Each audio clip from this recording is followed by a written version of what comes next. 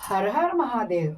आइए भक्तों, शिव पुराण सुनने से पहले सभी देवी देवताओं का आवाहन करें बड़े प्यार से। गजाननं भूतगणादि सेवितं कत्पित्थ जम्बो फल चारु भक्षणम उमासुतं शोक विनाशकारकं नमामि विघ्नेश्वर पाद पंकजम नीलाम्बुजामल कोमलांगम सीता समारोपित वामभागम बाणो महासायक चारु चापम नमामि रामं रघुवंशनाथम कर्पूर गौरम करुणावतारम संसार सारम भुजगेन्द्रहारम सदा वसंतम हृदयारविंदे भवम भवानी सहितं नमामि त्वमेव माता च पिता त्वमेव बन्धुश्च सखा त्वमेव विद्या द्रविणं त्वमेव सर्वं मम देवदेव गुरुर्ब्रह्मा गुरुर्विष्णु गुरुर्देव महेश्वर गुरु साक्षात् परब्रह्म तस्मै श्री गुरुवे नमः। आनंदी आनंद कर सब संकट दूर, जो सेवक शरण है पड़े सदा रहे भरपूर। तुम दाता हम मांगता दिया तुम्हारी खाए, तुम ऐसी जगदाता माता छोड़ तुम्हें और किस दर जाए। सदा भवानी दाहिनी सिद्धि करें गणेश,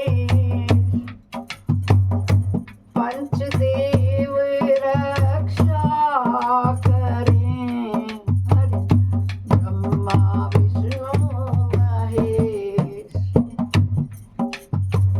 सर्वे भवन्तु सुखिना सर्वे सन्तु निरामया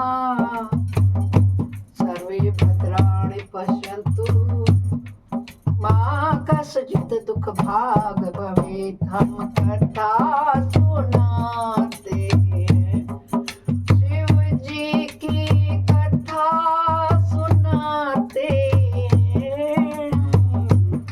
शिव पुराण शिव रुद्र संहिता की हम कथा सुनाते, क्योंकि जिसे श्रवण कर मिट जाती है। हाँ, अरे जिसे श्रवण कर मिट जाती है, जन्म जन्म की व्यथा यही है शिव शंकर की कथा। यही है भोले बाबा की कथा, यही शिव शंकर की कथा, यही है भोले बाबा की कथा। ओम नमः शिवाय ओम नमः शिवाय ओम नमः शिवाय ओम नमः शिवाय ओम नमः शिवाय ओम नमः शिवाय ओम नमः शिवाय ओम नमः शिवाय। बोलो शंकर भगवान की जय होवे। भक्तों, कल हमने शिव पुराण की शिव रुद्र संहिता के अध्याय 31 का अध्ययन किया था।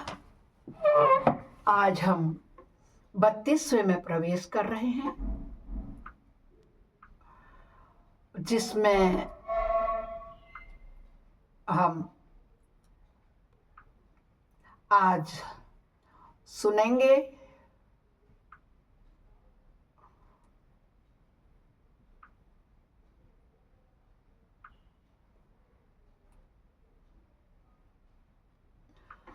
शिव के सुरेश्वर रूप का।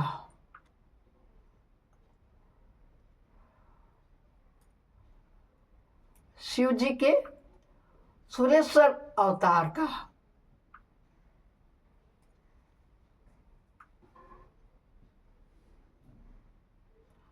आप सभी से प्रार्थना है कि प्लीज प्लीज प्लीज आप लोग बड़े श्रद्धा और भाव से सुने। शिव कथा को श्रद्धा से सुनने से उसका महत्व दो गुना हो जाता है। सुरेश्वराताओं की कथा उपमन्यु की तपस्या और उन्हें उत्तम वर की प्राप्ति देते हैं शंकर भगवान। नंदीश्वर कहते हैं, हे सनत कुमार जी, अब मैं परमात्मा शिव के सुरेश्वर अवतार का वर्णन करूंगा, जिन्होंने धौम्य के बड़े भाई उपमन्यु का हित साधन किया था। उपमन्यु व्याघ्रपाद मुनि के पुत्र थे। कौन थे? व्याघ्रपाद मुनि के पुत्र। ठीक है, उन्होंने पूर्व जन्म में ही सिद्धि प्राप्ति कर ली थी और वर्तमान जन्म में मुनि कुमार के रूप में प्रकट हुए थे। वे शैशवावस्था से ही माता के साथ मामा के घर में रहते थे और दैववश दरिद्र थे। एक दिन उन्हें बहुत कम दूध पीने को मिला, इसलिए अपनी माता से वे बारंबार दूध मांगने लगे। उनकी तपस्विनी माता ने घर के भीतर जाकर एक उपाय किया। उच्च वृत्ति से लाए हुए कुछ बीजों का सिरका पीसा और उन्हें पानी में घोलकर कृत्रिम दूध तैयार किया। वो व्हाइट कलर का होता है ना, बीज को पीस दो। फिर बेटों को पुचकार कर वह उसे पीने को दे दिया। माँ के दिए हुए उस नकली दूध को पीकर बालक उपमन्यु बोले, क्या तो दूध नहीं है। इतना कहकर वो फिर रोने लगे। बेटे का रोना धोना सुनकर माँ को बड़ा दुख हुआ। अपने हाथ से उपमन्यु की दोनों आंखें पोंछकर उनका लक्ष्मी जैसी माता ने कहा, बेटा, हम लोग सदा वन में निवास करते हैं, हमें यहाँ दूध कहाँ से मिल सकता है। भगवान शिव की कृपा के बिना किसी को दूध नहीं मिलता है। बस पूर्व जन्म में भगवान शिव के लिए जो कुछ किया गया था, वर्तमान जन्म में वही मिलता है। माता की यह बात सुनकर उपमन्यु ने भगवान शिव की आराधना प्रारंभ करने का निश्चय कर लिया। वे तपस्या के लिए हिमालय पर्वत पर गए और वहां वायु पीकर रहने लगे। उन्होंने 8 ईंटों का एक मंदिर बनाया और उसके भीतर मिट्टी के शिवलिंग की स्थापना करके उसमें माता पार्वती सहित शिव का आवाहन किया। तत्पश्चात जंगल के पत्र पुष्प आदि लेकर के भक्तिभाव से पंचाक्षर मंत्र के उच्चारण पूर्वक शांब शिव की पूजा करने लगे। माता पार्वती और शिव का ध्यान करके उनकी पूजा करने के पश्चात वे पंचाक्षर मंत्र का जप किया करते थे। बताया था मैंने दोस्तों आप लोगों को क्या है पंचाक्षर मंत्र। ओम नमः शिवाय, ओम नमः शिवाय। इस तरह दीर्घ काल तक उन्होंने बड़ी तपस्या की। मुने बालक उपमन्यु की तपस्या से चराचर प्राणियों सहित त्रिभुवन संतृप्त उठा। तब देवताओं की प्रार्थना से उपमन्यु के भक्ति भाव की परीक्षा लेने के लिए भगवान शंकर उसके समीप आए। ऐसे ही नहीं रहते भगवान शंकर, अपनी कृपा देने के लिए परीक्षा जरूर लेते हैं। पग पग पर आपने हर कथा में सुना है। इसीलिए कहते हो प्रेम और श्रद्धा। यदि प्रेम और श्रद्धा होगी तो आप पहचान लोगे शंकर की परीक्षा और प्रथम हो जाओगे, अदरवाइज पिछड़ जाओगे। भगवान शंकर उनके समीप पधारे। उस समय शिव ने देवराज इंद्र का, पार्वती ने शची का, मतलब इंद्र खुद बन गए और इंद्र की पत्नी शची पार्वती जी बन गई। पार्वती ने शची का, नंदीश्वर वृषभ ने ऐरावत हाथी का, शिव जी का पूरा, इंद्र का पूरा रूप बनाया और शिव के गणों ने संपूर्ण देवताओं का रूप धारण कर लिया। निकट आने पर सुरेश्वर रूपधारी शिव ने बालक उपमन्यु को वर मांगने के लिए कहा। उपमन्यु ने पहले तो शिव भक्ति मांगी, फिर अपने को इंद्र बताकर जब उन्होंने शिव निंदा करी शुरू, तब उस बालक ने भगवान शिव के अतिरिक्त दूसरे किसी से कुछ भी लेना अस्वीकार कर दिया। उन्होंने कहा कि हम तो भगवान इंद्र हैं। तो उन्होंने कहा मुझे नहीं चाहिए, मुझे किससे चाहिए? शिव जी से। शिव भक्त थे ना उपमन्यु जी। वे इंद्र को मारकर स्वयं भी मर जाने को उद्यत हो गए। उन्होंने जो अद्योरास्त्र चलाया उसे नंदी ने पकड़ लिया और उन्होंने अपने को जलाने के लिए जो अग्नि की धारणा की उसे भगवान शिव ने शांत कर दिया। फिर वे सबके सब अपने यथार्थ स्वरूप में प्रकट हो गए। बोलो शंकर भगवान की जय हो। शिव ने उपमन्यु को अपना पुत्र माना और उनका मस्तक छू कर कहा, हे वत्स, मैं तुम्हारे पिता और ये पार्वती देवी तुम्हारी माता है। तुम्हें आज से सनातन कुमारत्व प्राप्त होगा। मैं तुम्हारे लिए दूध, दही और मधु के सहस्त्रों समुद्र देता हूँ। भक्ष्य भोज्य आदि पदार्थों के भी समुद्र तुम्हारे लिए सुलभ होंगे। मैं तुम्हें अमरत्व तथा अपने गुणों का आधिपत्य प्रदान करता हूँ। ऐसा कहकर शंभु ने उपमन्यु को बहुत से दिव्य वर दिए। पाशुपत व्रत, पाशुपत ज्ञान और व्रत योग का उपदेश दिया। प्रवचन की शक्ति दी और अपना परम पद अर्पित किया। फिर दोनों हाथों से उपमन्यु को हृदय से लगाकर उनका मस्तक चूमा और देवी पार्वती को सौंपते हुए कहा, यह तुम्हारा बेटा है। पार्वती ने भी बड़े प्यार से उनके मस्तक पर अपना कर कमल रखा और उन्हें अक्षय कुमार पद प्रदान किया। शिव ने संतुष्ट होकर उनके लिए पिंडी भूत एवं अविनाशी साकार क्षीर सागर प्रस्तुत कर दिया। साथ ही योग संबंधी ऐश्वर्य, नित्य संतोष, अक्षय ब्रह्म विद्या तथा उत्तम समृद्धि प्रदान की। उनके कुल और गोत्र के अक्षय होने का वरदान दिया और यह भी कहा कि मैं तुम्हारे इस आश्रम में हमेशा निवास करूंगा। बोलो शंकर भगवान की जय हो बे। इतना कहकर भगवान शिव अंतर्ध्यान हो गए। उपमन्यु वर पाकर प्रसन्नता पूर्वक घर आए। उन्होंने माता से सब बातें बताई। सुनकर माता को बड़ा हर्ष हुआ। उपमन्यु सबके पूजनीय और अधिक सुखी हो गए। तात इस प्रकार मैंने तुमसे परमेश्वर शिव के सुरेश्वरा अवतार का वर्णन किया।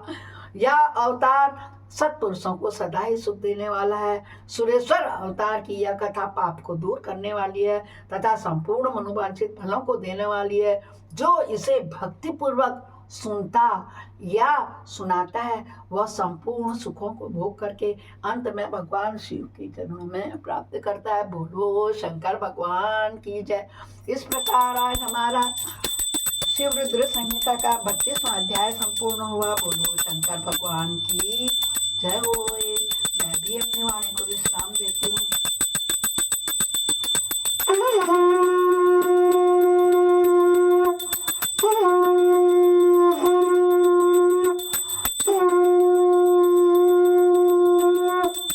अपराध सहस्राणि क्रियन्ते अनिशमया दासोऽयमिति मम त्वां क्षमयस्व परमेश्वरी। आवाहनं न जानामि विसर्जनं पूजां च न जानामि क्षम्यतां परमेश्वरम्। मंत्रीणं क्रियाहीनं भक्तिहीनं सुरेश्वर यत्पूजितं मया देव परिपूर्णं तदस्मि। हे शंकर भगवान, आपके सहित और पार्वती सहित गणेश कार्तिकेय सहित आपको शत शत प्रणाम है। कल मिलते हैं दोस्तों। हर हर महादेव।